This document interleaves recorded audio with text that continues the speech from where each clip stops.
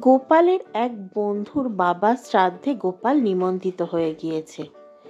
কিছু একটা বলতে হয়, তাই গোপাল বলল, ভাই, তোমার বাবার কিভাবে মৃত্যু হলো?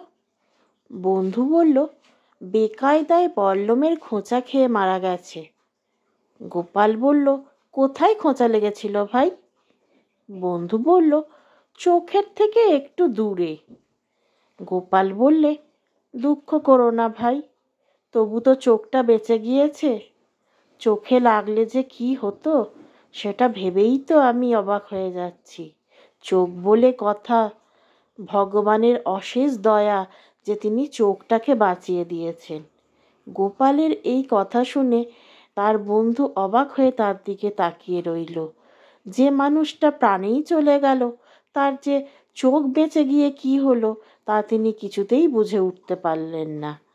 এদিকে গোপাল মহা আনন্দে শ্রাদ্ধের ভোজ খেয়ে পেট ঢাক করে বাড়ি ফিরল।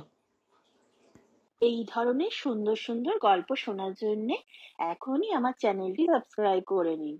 আর গল্পটি কেমন লাগলো তা অবশ্যই কমেন্ট করে জানাবেন।